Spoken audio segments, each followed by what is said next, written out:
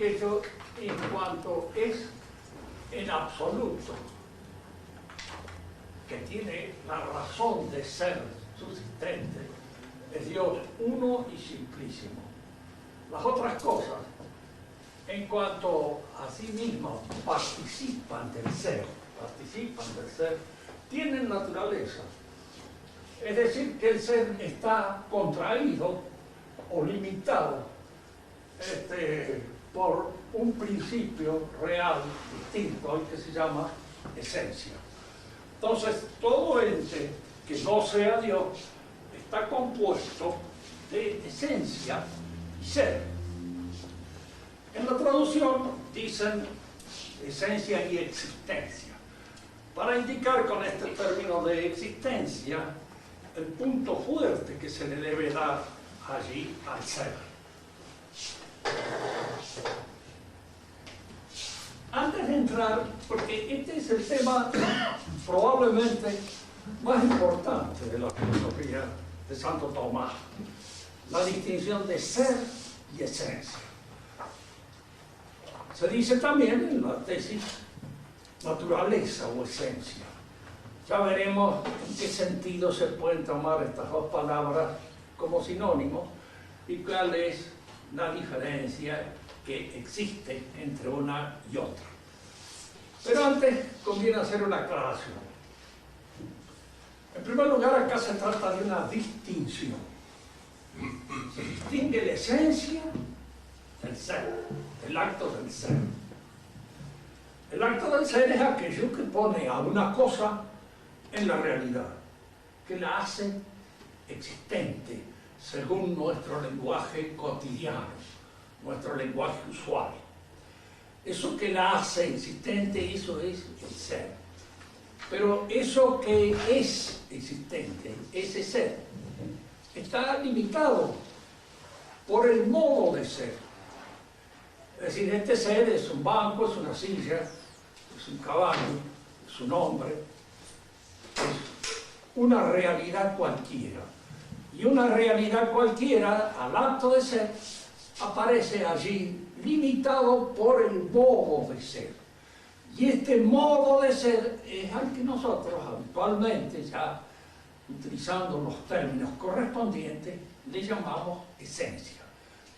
En todo ente real, pues hay una distinción de esencia y ser. Así como habíamos analizado en la oportunidad que existía una distinción entre acto y potencia.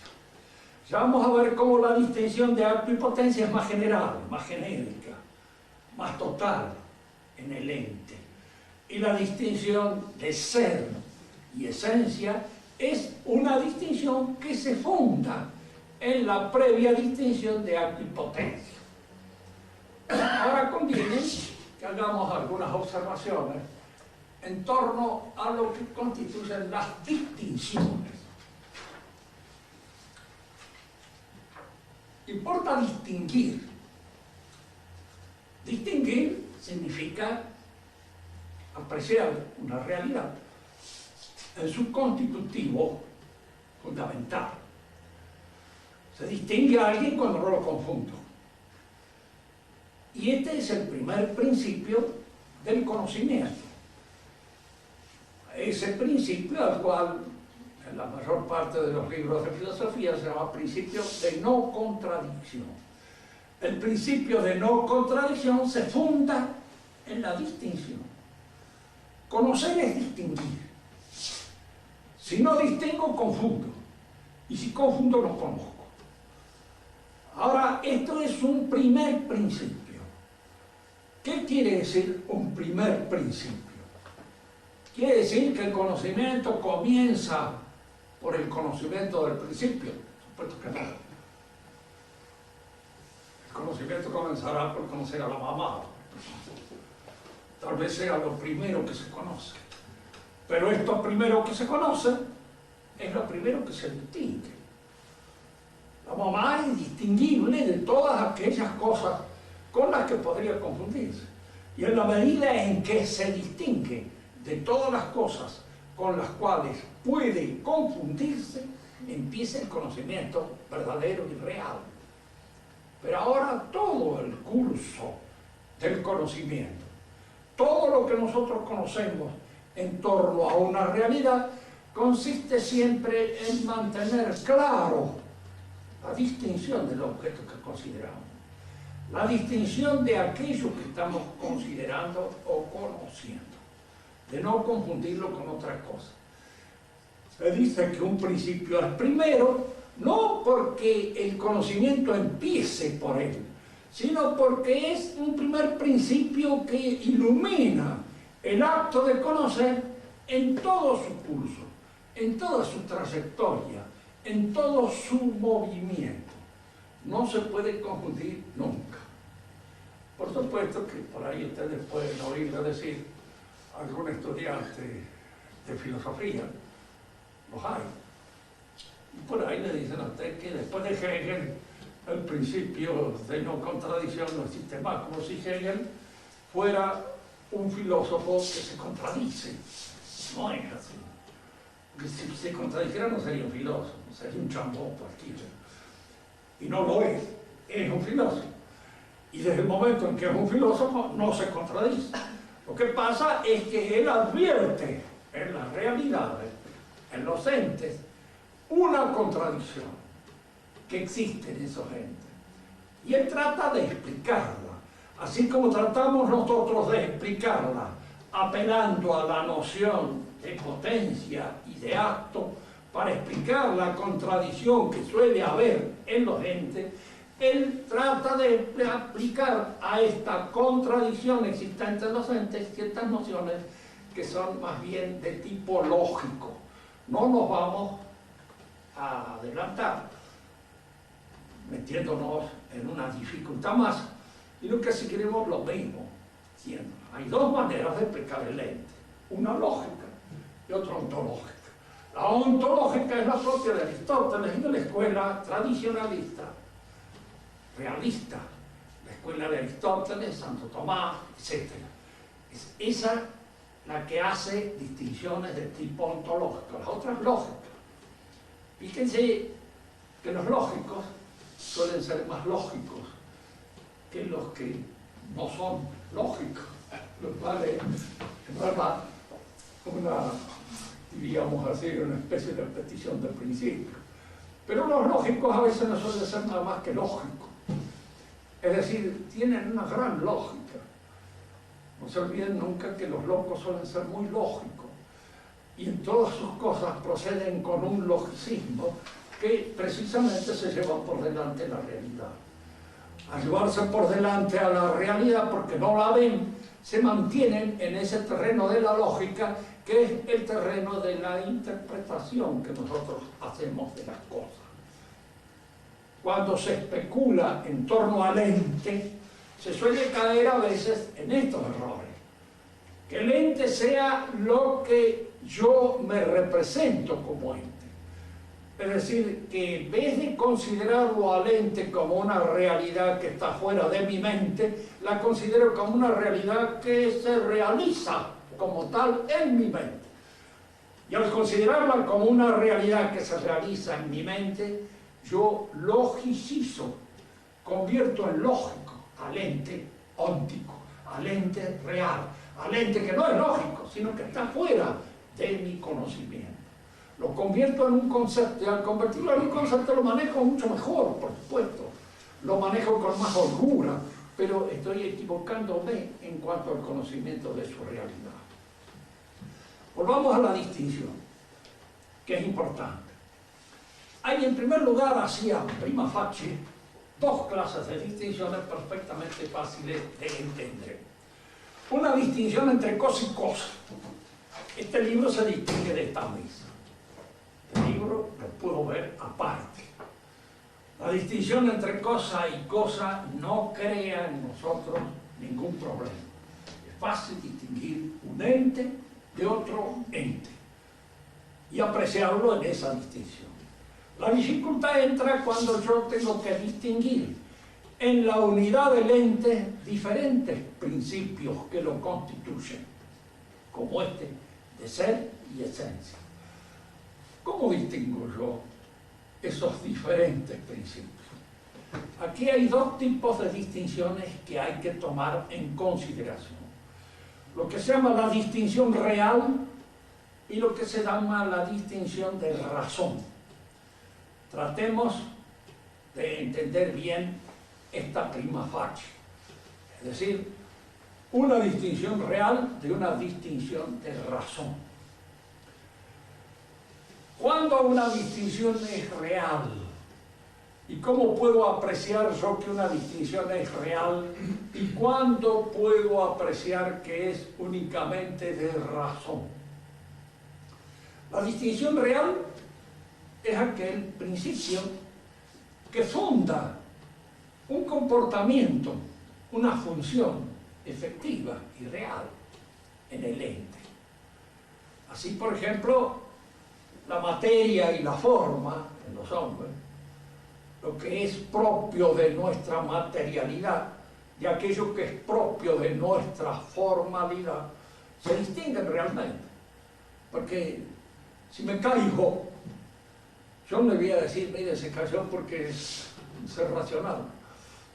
Iba pensando posiblemente en una cuestión metafísica, no vio el pozo y se vino abajo. En realidad uno se cae por el peso. Y allí nosotros nos encontramos frente a una explicación de tipo físico, de tipo que está fundado en la corporalidad, que tiene tales y cuales condiciones, la de ser peso, la de tener un equilibrio determinado, etcétera, etcétera. En cambio, esta explicación nace precisamente de atribuirla a esa caída, a este principio constitutivo del ente que es la materia. Pero si este señor demuestra que tiene condiciones para el estudio, yo ya no lo atribuyo a la materia, lo atribuyo a la mente, lo atribuyo a su inteligencia, lo atribuyo a un elemento formal. Entonces ustedes ven cómo aquí hay dos comportamientos. Uno que nace de la corporalidad, de la materialidad. Me mojo porque tengo cuerpo. Llueve, sal y me mojo. O sea, como en un verso, amigo mío, saco el paraguas y me sigo mojando. Dice él, de alguna manera suele suceder. Y a veces pasa eso. Me mojo porque tengo cuerpo, porque hay en mí una corporalidad.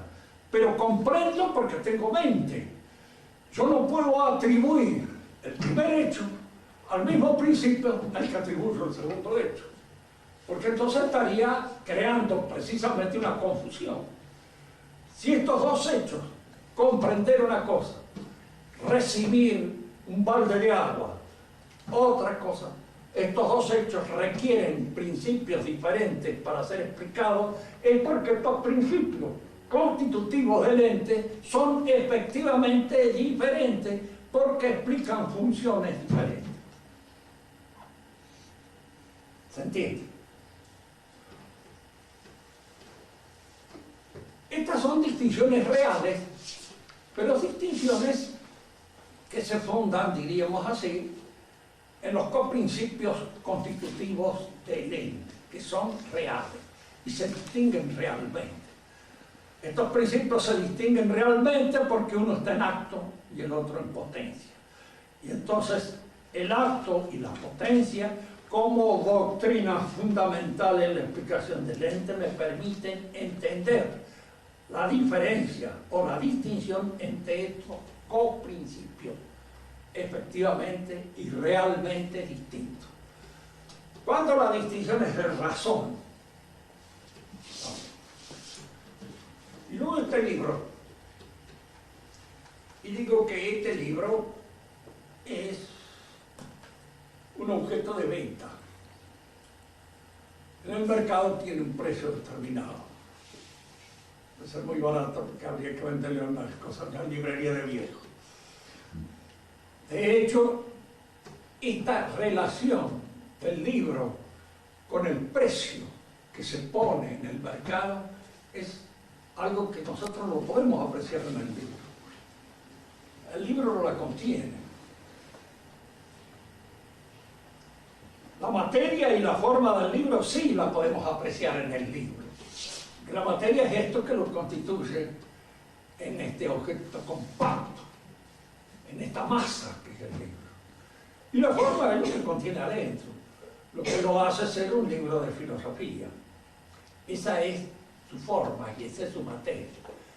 Forma y materia en el libro son realmente distintos. Pero esto otro que le añade esta relación con el mercado, ¿de dónde nace? Y nace de la mente del hombre. Es el hombre el que crea el mercado. Y por ende aquellas cosas que se mercan, aquellas cosas que se pueden vender, aquellas cosas que de alguna manera entran en la composición de lo que es el negocio.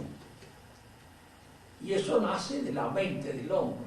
Entonces, esa distinción de que esto es un objeto de mercado es una distinción de razón que se aplica a esto, pero que no lo constituye realmente y efectivamente, sino que se le aplica. Fíjense que una misma distinción de razón puede ser la de que tal cosa es una lapicera, sirve para escribir. Al mismo tiempo es un útil, al mismo tiempo es un objeto de mercado, al mismo tiempo que se puede servirme a veces hasta para pincharle el estómago a alguien que me está molestando. Puede ser para cualquier cosa. Todas esas relaciones que entran en la composición de este ente son relaciones que este ente tiene con otras cosas que yo descubro en un momento determinado y constituyen distinciones de razón, porque es la razón la que la aplica.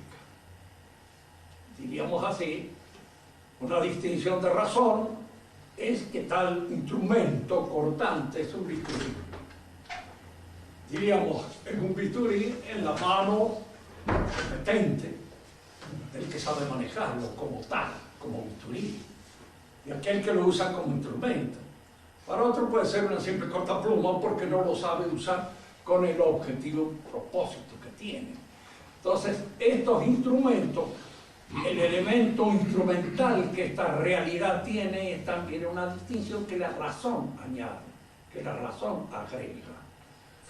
Fíjense que estas distinciones de razón son un poco más complicadas a simple vista. En la filosofía hay algunos filósofos, sobre todo en la escolástica decadente, posterior, como Duns Scotus, que se pasaban en el arte de distinguir aspectos dentro de la realidad. Y caían, diríamos, en una pluralidad de distinciones en las cuales se confundían las de razón con aquellas que son distinciones reales. Y siempre que en filosofía hay alguien que exagera un aspecto de la realidad, viene otro que exagera el contrario. Es decir, viene otro que para simplificar el problema termina con todas las distinciones. Duns Scotus fue el gran distinguidor y Guillermo de Ockham el simplificador por antonomasia. Así, Guillermo de Ockham siguió una vocación que es muy inglesa, la de simplificar las cosas, que a veces trae resultados positivos y buenos, pero en filosofía nunca han traído buenos resultados, porque dan como consecuencia que las distinciones reales que se pueden percibir en el ente caen, se terminan, y entonces usted se encuentra en un momento determinado con que la teología carece de una filosofía adecuada que permita de alguna manera ser usada como un instrumento para esclarecer los misterios teológicos. Sucede esto después de Ockham. No olvidemos que Lutero era un discípulo de Ockham, en alguna manera. Y entonces él cayó en esto, si la filosofía no sirve para nada, nosotros caemos en la cuenta de que en realidad carecemos de una metafísica suficiente como para esclarecer los misterios divinos. Darnos cuenta de que en Dios, por ejemplo, la inteligencia está antes, no antes cronológicamente, sino naturalmente que la voluntad, porque la voluntad está al servicio de la inteligencia. Y entonces, como se trata ahora de defender, diríamos así, el poder de Dios o la voluntad de Dios en contra de cualquier discusión que se hace, se exagera de tal modo que se cae en un voluntarismo teológico. Dios es voluntad pura, salud. indiscutible. Puede querer que un círculo sea un cuadrado. No puede decir desde ya, no, mire, Dios no puede querer eso. ¿Por qué? Porque eso es una imbecilidad. Y como es una imbecilidad, Dios no puede querer cosas imbéciles. Él es inteligencia pura. No puede querer algo que no sea inteligente. ¿Por qué? Porque entonces no es omnipotente. Sí, es omnipotente, pero inteligentemente omnipotente, no imbécilmente. No es una omnipotencia catastrófica, es una omnipotencia iluminada por la razón, es una omnipotencia iluminada por la inteligencia. El Dios mahometano es mucho más omnipotente que el nuestro. ¿Por qué? Porque es pura voluntad, ya hace lo que Él quiere. Y Él puede querer cualquier cosa, incluso que un pecado no sea pecado, quiere. O que un círculo sea cuadrado. Pero el Dios nuestro no es inteligente. Y al ser inteligente, indudablemente, tiene de alguna manera ese autodominio sobre su propia realidad. Porque la omnipotencia supone precisamente que aquel que tiene esa potencia la maneja, la domina. La hace actuar de conformidad con lo que piensa. No la deja que se explaye de una manera, diríamos así, catastrófica, porque entonces no habría realidad. El Dios de Lutero es un Dios así que puede creer cualquier cosa. Y uno debe someterse a esa voluntad ambigua, total. Pero es un Dios que carece de inteligencia. Y al carecer de inteligencia, indudablemente nosotros nos encontramos con distracción. Fíjense que muchas veces esto así aparece. Por eso es el contagio del mahometanismo. Pero en la actualidad eso es que hay que obedecer siempre. Una cosa que le diríamos, no, mire, la obediencia es la adhesión honesta a las órdenes del jefe. ¿Qué quiere decir honesta? Que es una adhesión que se supone que está hecha con el consentimiento moral de aquel que obedece. Aquel que obedece no puede obedecer si lo que está haciendo, lo que le mandan a hacer, es una cosa criminal, es una cosa que está en contra incluso de su mismo honor. La distinción entonces es importante en ontología. Es importante porque nos permite mantener una serie de nociones o de precisiones que son las que nos van a permitir comprender mejor la actuación de los entes. Póngase en el caso, hemos anticipado algo acerca de esto, pero volvemos a insistir. Si yo conjugo con la esencia del hombre, el hombre es un animal racional, con tales o cuales accidentes propios de la sociabilidad, de la visibilidad, etcétera, etcétera. Todos esos son accidentes propios de la naturaleza humana. Esto constituye su esencia. Si yo a partir de su esencia extraigo los derechos que corresponden al hombre, puedo llegar a formular toda una materia de derechos del hombre que podrían hacer poner orondo a todos los hombres del mundo y decir cuántos derechos tengo, pero qué hermoso todo esto. Pero los tengo efectivamente. Y resulta que no los tengo efectivamente. Porque efectivamente el derecho es algo que se conquista.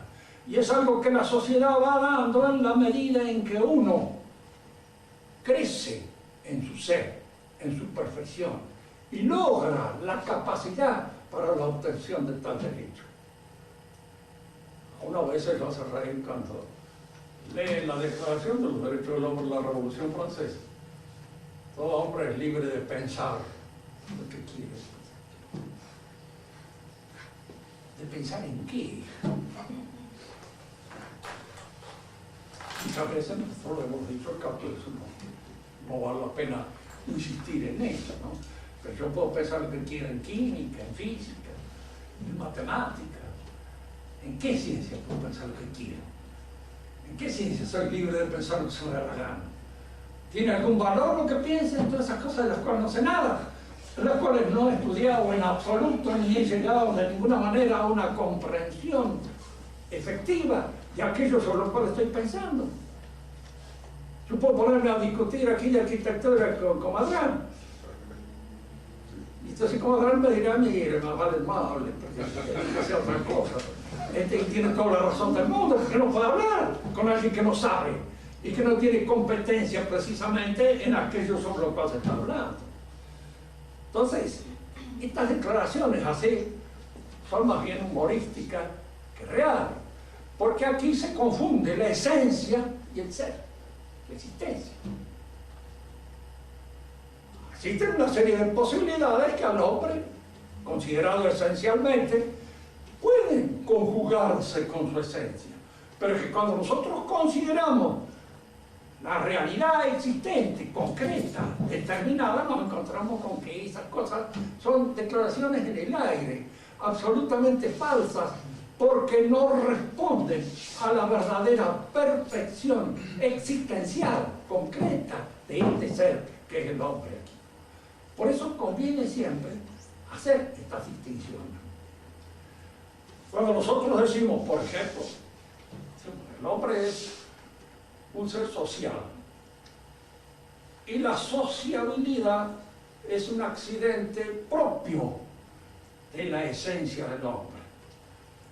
Queremos decir que si el hombre no es visto realizado en una sociedad, no es un hombre. Aristóteles lo decía: es un animal o es un dios. Un dios puede no ser sociable, eso no lo sé, estoy seguro, porque el Dios nuestro es social, es trino. Y entonces, al ser trino, indudablemente hay una sociedad en la naturaleza divina, una sociedad que está compuesta por tres personas, que no solamente dialogan, sino que se aman entre ellas, de manera tal de que es una sociedad auténtica, cabal, determinada. Para Aristóteles, un dios podía no ser social. Puedes ver cuál era la concepción que él tenía de lo que era un dios. Pero indudablemente la segunda parte de su aforismo es perfectamente cierta. El hombre que no es un dios y no es social es un imbécil. Es decir, es alguien que no sabe hablar. Al no saber hablar, no sabe pensar. Y al no saber pensar, indudablemente se encuentra en la imposibilidad de desarrollar su naturaleza. Por eso cuando se habla de este par antinómico, individuo o sociedad, se está cometiendo disparate, porque el individuo se realiza en la sociedad, se hace en la sociedad.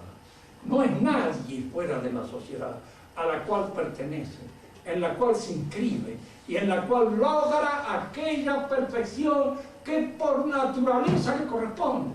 Y fuera de la sociedad no la puede lograr. Fuera de la sociedad es un ser frustrado, es un ser que no logra la realización completa de sus posibilidades y de su naturaleza. Ustedes observan bien esto, se darán cuenta también al mismo tiempo de que hay sociedades que pueden permitir un mayor despliegue de esa plenitud del hombre que otras. Y la pregunta, ¿por qué? Usted discrimina. Recuerden que discriminar quiere decir distinguir. Y si usted no discrimina, no distingue, y si no distingue, no conoce. Y de alguna manera está confundiendo cosas, unas realidades con otras. Hay sociedades en las cuales yo puedo lograr una cierta plenitud, que en otras no las logro. Lo tremendo precisamente del momento en que nosotros vivimos es la amputación de nuestras sociedades. Cuando la sociedad ha perdido el sentido del magisterio de la Iglesia, ha perdido precisamente el sentido del crecimiento y del perfeccionamiento en esa dimensión de la relación del hombre con Dios. Salvo que efectivamente Dios no exista. Y si Dios no existe, bueno, como dijo Dostoyevsky, todo está permitido.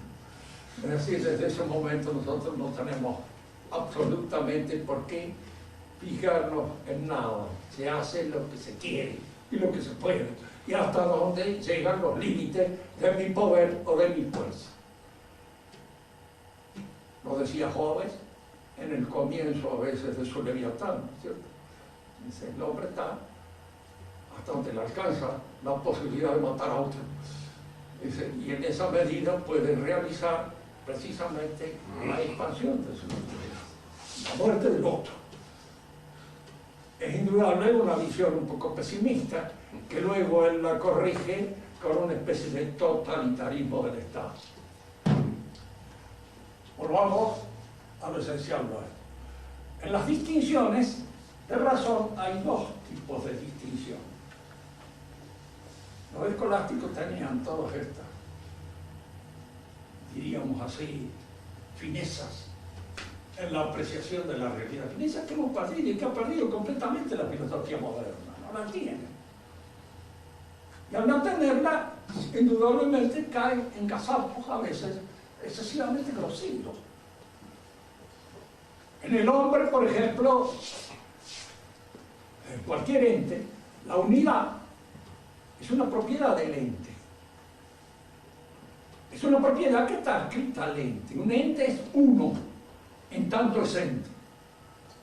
Y es ente en tanto es uno.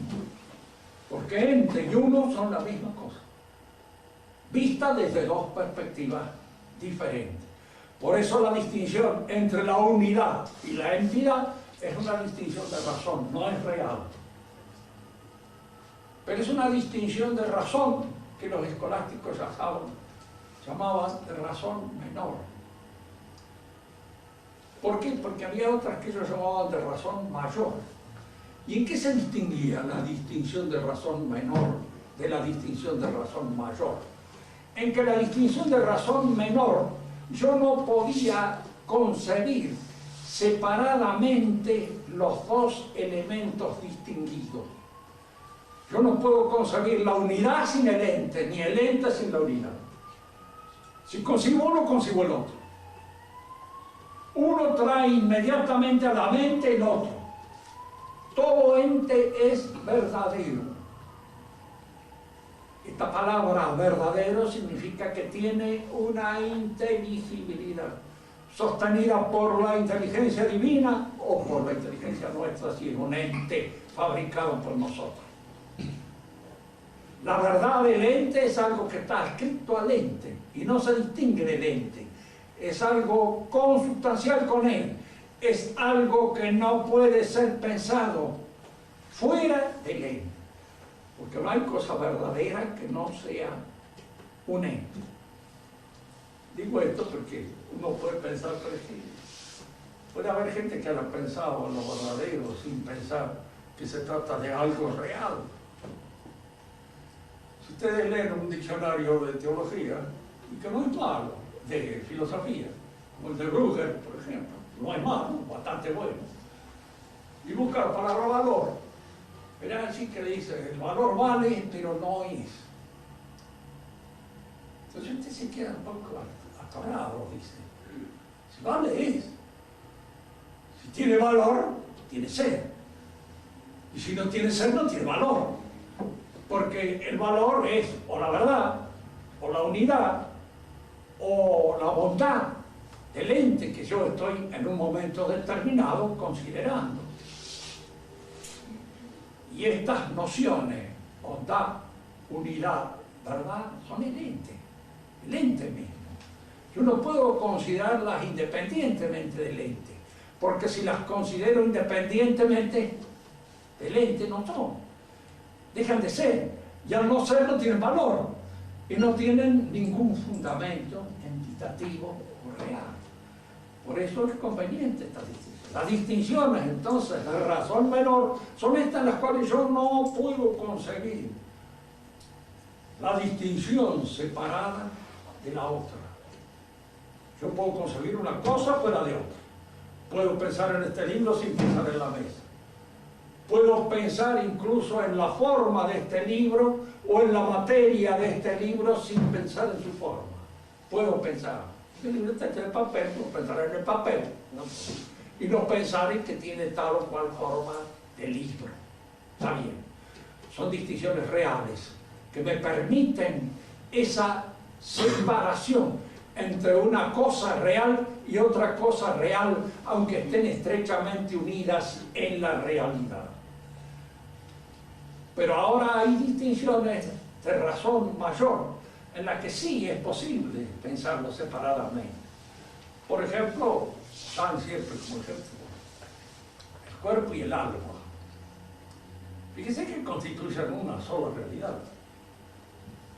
El cuerpo humano y el alma humana son una realidad.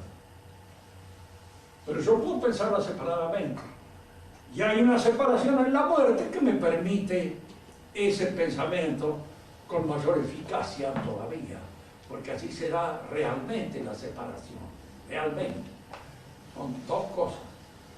Indudablemente son dos cosas que están tan estrechamente relacionadas que constituyen una sola realidad, una sola realidad. Tanto es así que nosotros, el dogma de la resurrección es el dogma de la resurrección de la carne. ¿Por qué? Porque el alma humana está intrínsecamente relacionada con esa carne que sostuvo, que mantuvo en vida y que es algo intrínseco a ella, que es algo que le pertenece y que es algo que de alguna manera resucitarán juntos para que el hombre sea efectivamente el que resucita, el que está, cuerpo y alma. Pero estas dos nociones, a pesar de estar intrínsecamente unidas y constituir una sola realidad, pueden ser pensadas separadamente. Y al poder ser pensadas separadamente, esta distinción de razón es una distinción real. O vamos a la nuestra.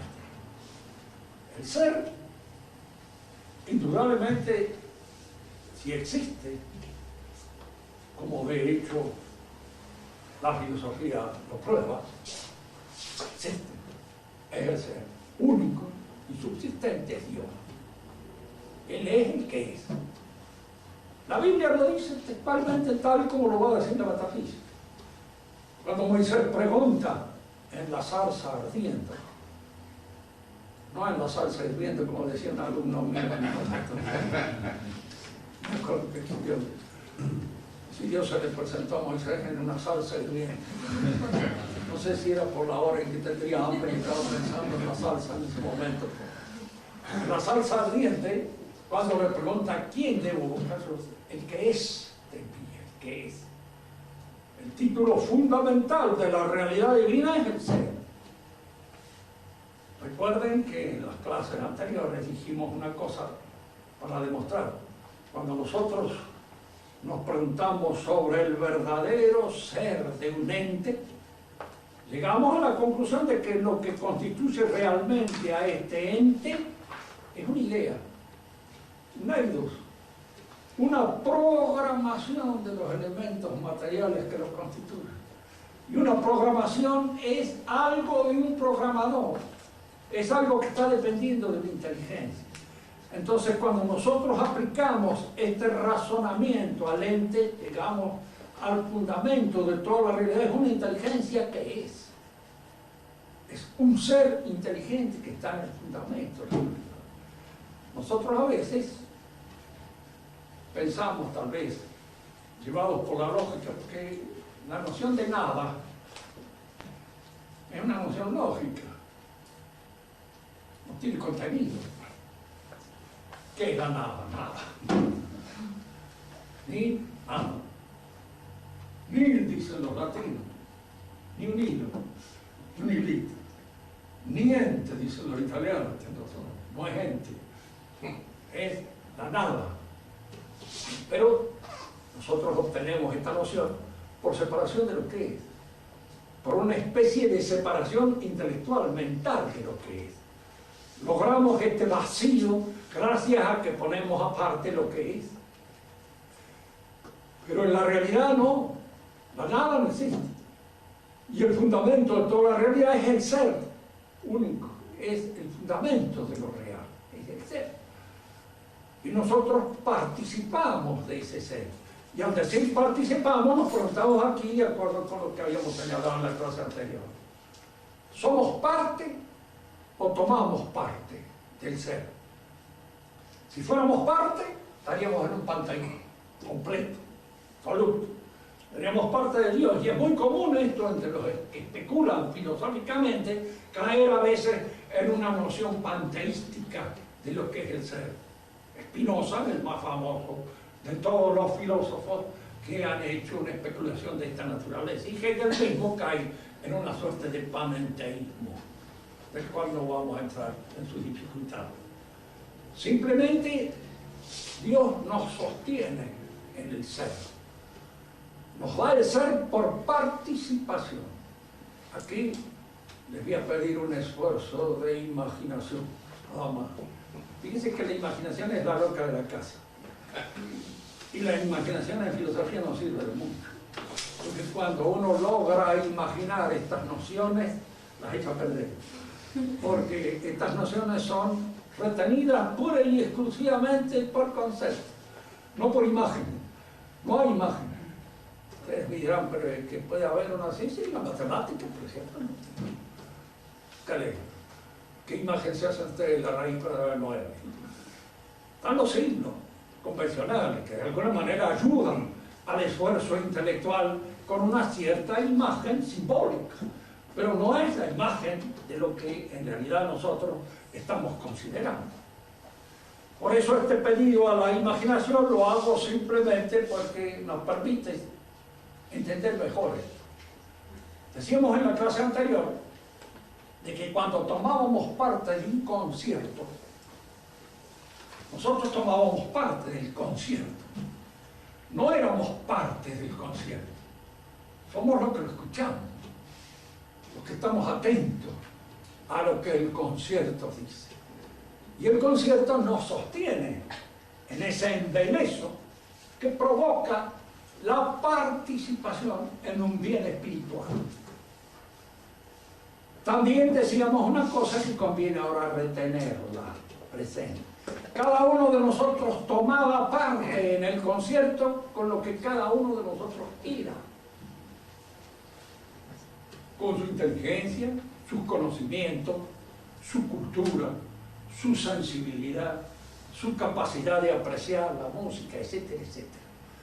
Y cada uno de nosotros llenaba su cuota de atención. Y no enviaba lo que podía entender el que estaba allí al lado de él, porque dice, qué sé yo, el gozo que puede tener usted al escuchar un concierto. Yo tengo el mío, y el mío me satisface, me gusta.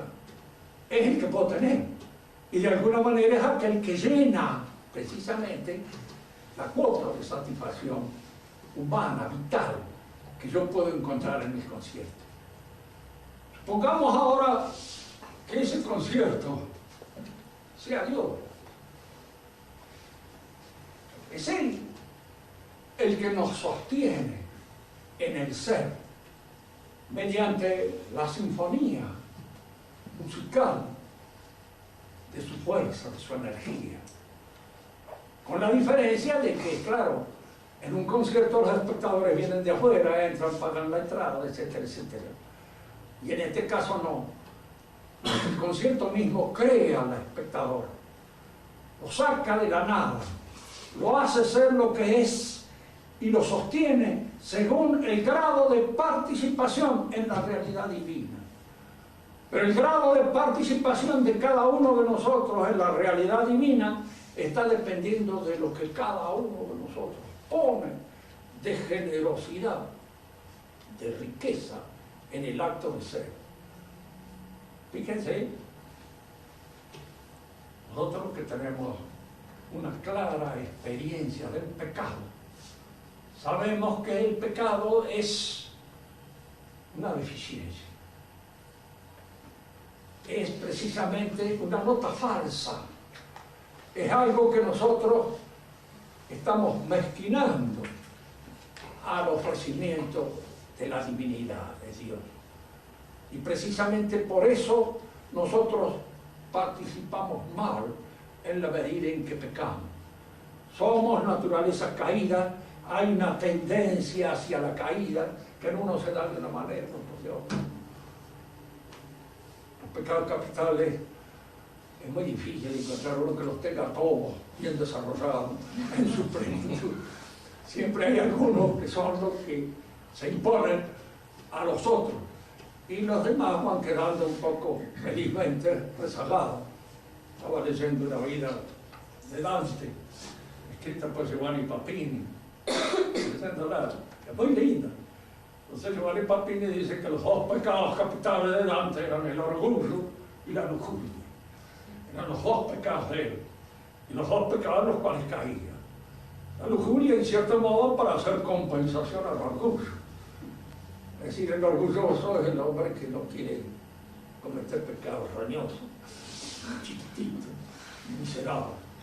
Y la lujuria es que le hace cometer pecados chiquititos, miserables y generalmente roñosos. Y de alguna manera, diríamos, es eso lo que lo obliga a veces a pensar en la necesidad de la humillación que trae como consecuencia la comisión del pequeño pecado chiquito. Dios lo sostiene, efectivamente, como si tuviera una gran sinfonía. Él crea al mismo tiempo la orquesta, la música, los instrumentos y los que lo escuchan, porque los que lo escuchan mismos son también creación de ese concierto que están escuchando y que lo sostiene sobre la realidad. Dos cosas más para terminar la lección de hoy, que conviene decir. En la naturaleza humana hay un aspecto que se impone como distinción específica, lo que lo diferencia de los demás animales. Esto que se llama comúnmente el espíritu, la inteligencia y la voluntad. Eso es lo que lo distingue. Por la gracia, esta inteligencia y esta voluntad nuestra participan más plenamente en la naturaleza divina. Y entonces hay en nosotros una tensión permanente, esta tensión que nos lleva a privilegiar los momentos que nos distinguen. Esto es lo que a veces el hombre común no se da cuenta y que es lo que la Iglesia nos hace pensar a nosotros. La salvación del hombre tiene que estar precisamente en este perfeccionamiento de la gracia, en este perfeccionamiento de lo que constituyen sus facultades propias y específicas, la inteligencia y la voluntad. La inteligencia con la cual a través de la fe contemplamos el misterio divino y la voluntad con la cual a través de la esperanza esperamos la promesa que en ese misterio está escondida. Hay en el hombre esta tendencia. Fíjense, cuando se habla a veces de religiones, y hoy que hay un ecumenismo amplio, generoso, total, todas las religiones son iguales, todas participan de la norma. Si ustedes leen el Corán, verán que no. En el Corán, precisamente, el cielo es una proyección, no de aquello que nos especifica y nos distingue. No es una proyección de la espiritualidad sobre la corporalidad, que la va haciendo cada vez más dócil a la consistencia del espíritu, sino es una proyección de la concupiscencia, de todos aquellos elementos sensibles que forman parte de la concupiscencia humana. Paraíso maometano es un gran prostíbulo, tanto que uno puede pensar de esto, pero las mujeres también van al paraíso porque parece que este prostíbulo está hecho pura y exclusivamente para varones.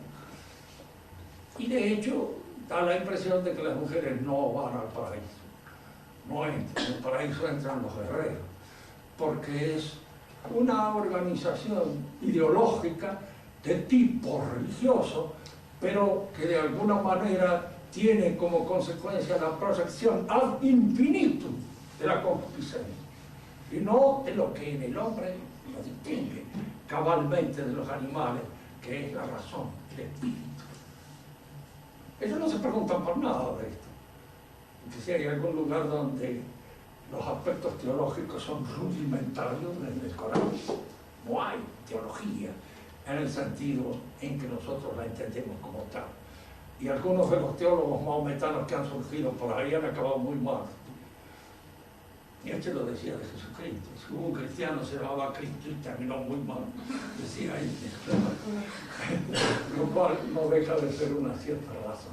Bueno, por el momento, tengamos en cuenta esto. Hay una distinción de ser y esencia. La esencia es nuestra modalidad, nuestro modo de ser. ¿Por qué se distingue? ¿Qué funciones diferentes cumplen? El ser es lo que nos presenta en la realidad y es a través del cual todas las cosas que son comulgan. Yo soy y esto es, y esto también es. El ser, de alguna manera, nos hace comulgar en esa realidad de la que participamos. En cambio, la esencia clausura, cierra al ser dentro de estas fronteras determinadas que lo hacen ser de esta manera y no de ninguna otra. La esencia humana es lo que me distingue de esto y de cualquier otra cosa. Entonces, una cosa que tiene por misión clausurarnos en las fronteras de la realidad y otra cosa que tiene por misión colocarnos en la realidad son realmente distintas, difieren entre sí, porque una cumple una función y la otra diferente. Y si nosotros queremos mantener un conocimiento preciso sobre lo que es el ente, tenemos que distinguir estas dos funciones y distinguirlas con precisión, que de otra manera confundimos y entramos en la confusión y en el caos de la metafísica. Si quieren hacer alguna pregunta, es el momento, con toda la voz que tengan. Bueno, Clarita, vos. Rubén,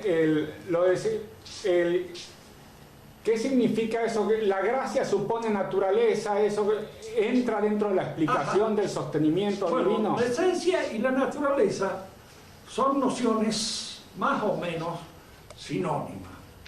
Recuerden que no hay sinónimo en castellano.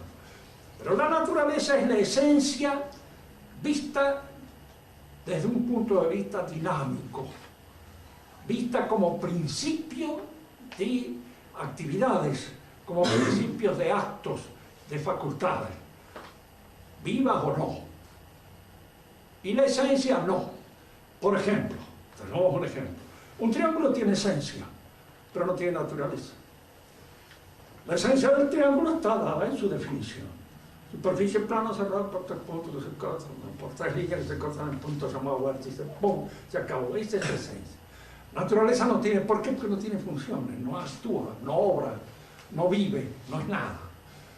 En cambio, las esencias tienen naturaleza cuando son principios de actividades propias de esa naturaleza. En el hombre, la esencia humana es aquella que explica los actos propiamente humanos. Sí, los actos propiamente humanos son aquellos que los distinguen de los animales. Son los actos del pensamiento, del conocimiento, los actos de la voluntad, del autodominio, etcétera, etcétera. Todas esas cosas explican en función de nuestra naturaleza. ¿Se entendió? Esta es la diferencia.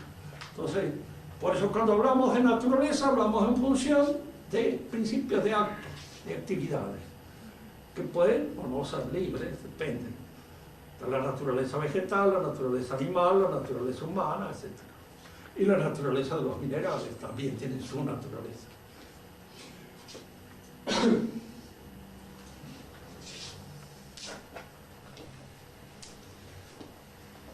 Muy bien.